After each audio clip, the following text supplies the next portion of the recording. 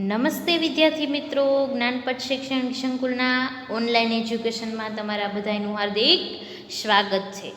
ત્યારે આપણે એસએમમાં યુનિટ પહેલું જોઈ રહ્યા હતા. તેમાં અત્યાર સુધી આપણે શું શું જોયું તો કે પહેલાં છઠ્ઠા પેજ ઉપર આપણે જોયું એસએમના કે યુનિટ 1ના જે શબ્દાર્થો છે તે આપેલા છે કે જેથી આપણે કોઈ શબ્દનું ઉચ્ચારણ અને અર્થ છે એ ખબર પડે અને આપણને પાઠ સમજવામાં સહેલાઈ રહે.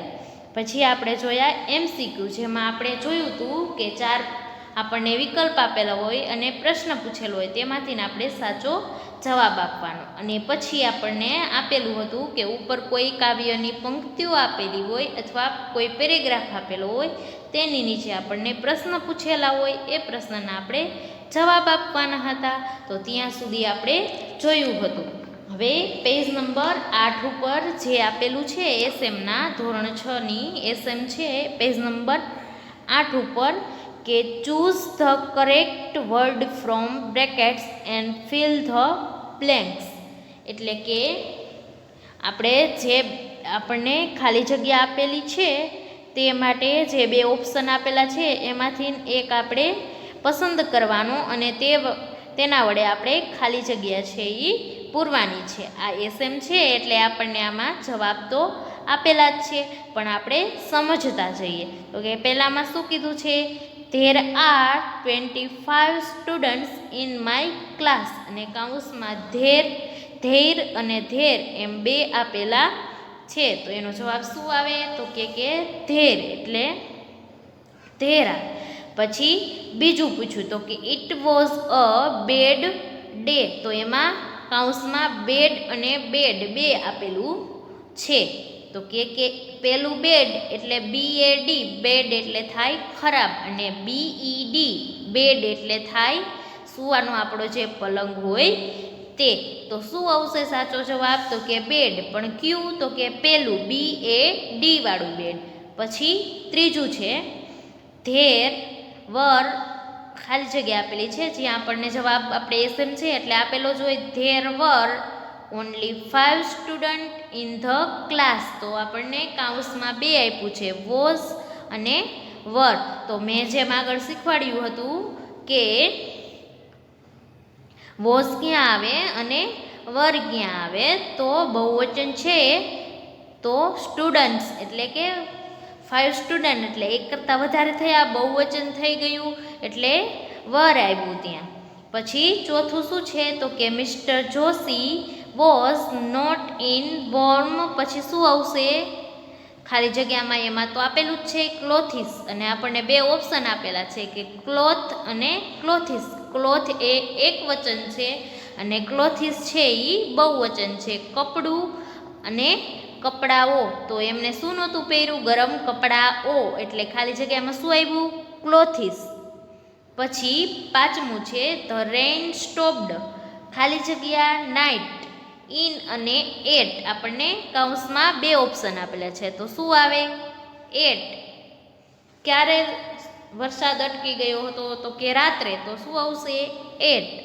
પછી છઠ્ઠી ખાલી જગ્યા છે ધ વેધર વોઝ ખાલી જગ્યા એન્ડ રેઇની, હોટ અને કોલ્ડ, એવા 2 આપણને ઓપ્શન આપેલા છે. તો હોટ એટલે ગરમ અને કોલ્ડ એટલે ઠંડુ, અને વેધર એટલે થાય વાતાવરણ. તો છઠ્ઠી ખાલી જગ્યા છે આપણને એમ પૂછે છે કે વાતાવરણ છે એ ખાલી જગ્યા અને વરસાદી હતું તો કેવું આવે ઠંડુ, એટલે એમાં આપેલું છે કોલ્ડ. પછી સાતમું છે કે many student were not at the school, અને કૌંસમાં આપણને શું આપેલું છે સ્કૂલ અને હોમ, એટલે કે શાળા અને ઘર, એવું 2 આપેલું છે. તો વિદ્યાર્થીઓ તે દિવસે ક્યાં નહોતા તો કે સ્કૂલમાં નહોતા, એટલે એ ખાલી જગ્યામાં સ્કૂલ લખેલું છે.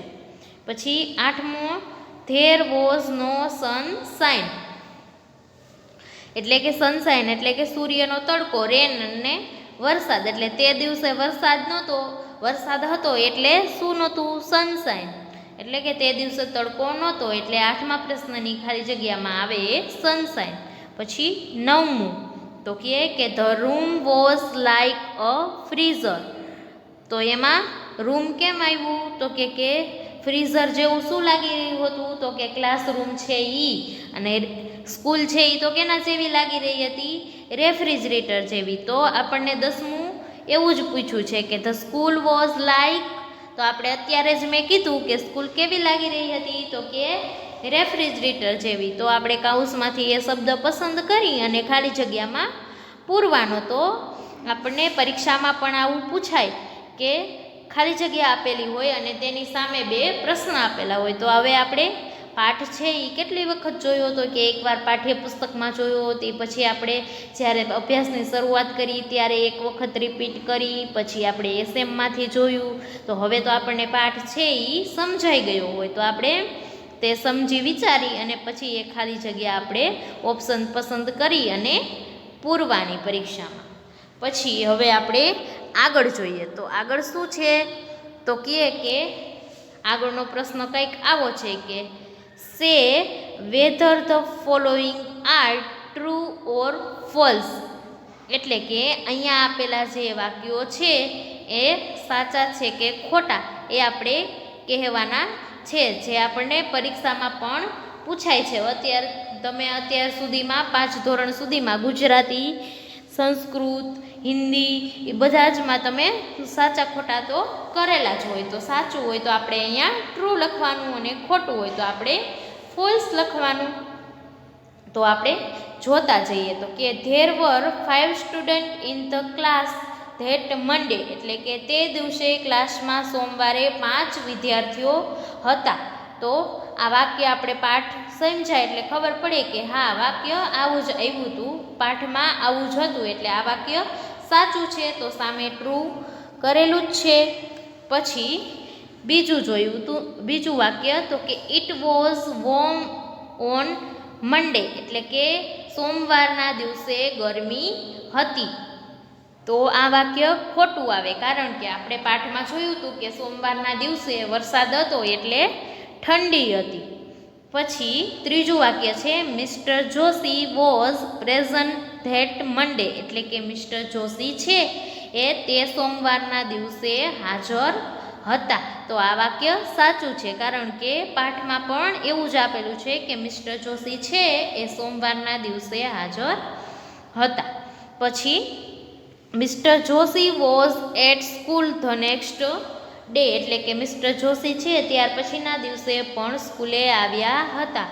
તો આ વાક્ય ખોટું થાય, કારણ કે મિસ્ટર જોશી છે એ બીમાર પડી ગયા હતા એટલે તે દિવસે બીજા દિવસે સ્કૂલે આવ્યા નહોતા. એટલે આ વાક્ય છે એ ખોટું છે. પછી તો સામે ફોલ્સ પણ લખેલું છે. પછીનું વાક્ય છે Mr Joshi and student felt cold the next day. એટલે કે મિસ્ટર જોશી અને વિદ્યાર્થીઓ છે એને બીજા દિવસે ઠંડી લાગી ગઈ હતી. તો આ વાક્ય છે એ ખોટું આવશે, કારણ કે બીજા દિવસે બધા વિદ્યાર્થીઓ હાજર હતા પણ મિસ્ટર જોશી છે એ હાજર નહોતા, કારણ કે તેમને એકને જ ઠંડી લાગી હતી. તો આ વાક્ય આવશે ખોટું. પછી છઠ્ઠું વાક્ય usually there are about 25 student in the class. એટલે કે હંમેશા ક્લાસમાં 25 વિદ્યાર્થીઓ હોય છે. તો આ વાક્ય સાચું છે, કારણ કે આપણે પાઠની શરૂઆતમાં જોયું કે વિદ્યાર્થીએ એવું કીધું કે આજે 25 વિદ્યાર્થીઓની જગ્યાએ માત્ર 5 જ વિદ્યાર્થીઓ હાજર છે, કે રોજ તો 25 હાજર હોય છે, એટલા માટે આ વાક્ય છે તે સાચું છે. પછી 7મું વાક્ય જોઈએ તો કે ઇટ વોઝ રેઇનિંગ ઓન ટ્યુઝડે. એટલે કે મંગળવારના દિવસે વરસાદ આવતો હતો. તો આ વાક્ય છે અહીંયા ખોટું છે, કારણ કે પાઠમાં આપણને એવું કીધું છે કે સોમવારના દિવસે વરસાદ આવી રહ્યો હતો. આપણે આ ટ્રુ ફોલ્સ છે એ આપણે પાઠ ભણી ગયા તેના આધારે જ આપણે સાચા ખોટા કહેવાના છે અથવા પરીક્ષામાં લખવાના છે. પછી mister Joshi was not in warm clothes. 8મું વાક્ય છે કે મિસ્ટર જોશી છે એ ગરમ કપડામાં નહોતા. તો આ વાક્ય સાચું છે, કારણ કે પેલું બાળક કે છે વર્ણનમાં કે સોમવારે મિસ્ટર જોશીએ એ ગરમ કપડામાં નહોતા, એટલે આ વાક્ય સાચું છે. પછી 9મું છે the rain stopped at night. આ વાક્ય સાચું છે, કારણ કે વરસાદ છે એ અડધી રાતે અટકી ગયો હતો. પછી 10મું વાક્ય છે Mrs Joshi was sick on Tuesday. આ ખોટું વાક્ય છે, કારણ કે મિસિસ જોશી નહીં પરંતુ મિસ્ટર જોશી છે એ મંગળવારના દિવસે બીમાર હતા. પછી આપણે હવે આગળ જોઈએ તો કે આગળ નીચે 10 વાક્ય પૂરા થયા સાચા ખોટા. ત્યાર પછીનો પ્રશ્ન આપેલો છે કે તમારા પરિવારના સભ્યો વિશે નીચે પ્રમાણે વિગતો નોંધો, જે આપણે પાઠ્યપુસ્તકમાં પણ નોંધી. જેમાં 3 લાઈન આપેલી છે, જેમાં હુ, વેન અને વેર. હુ એમાં ફેમિલી મેમ્બરના નામ લખવાના છે, જે કોઠો આપણે પૂર્યો કે જેમાં આપણા પરિવારના જે સભ્યોના નામ હતા તે આપણે લખ્યા. પછી વેન બર્થ ડેટ એટલે કે કઈ તારીખે તેમનો જન્મ થયો હતો તે લખવાનું.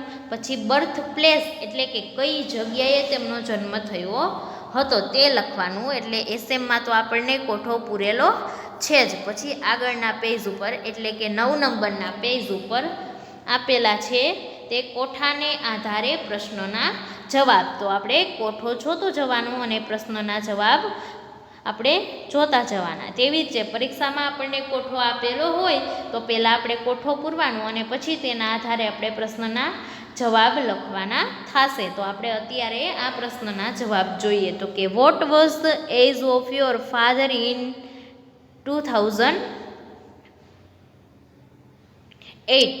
એટલે કે તમારા પપ્પાની ઉંમર છે એ 2008માં કેટલી હતી. તો આપણે કોઠા ઉપરથી ગણતરી કરી લેવાની. તો આ કોઠો આપણે સેમ આખો આપણે પાઠ્યપુસ્તકમાં પણ જોયેલો છે, એટલે તમને ખબર જ હશે.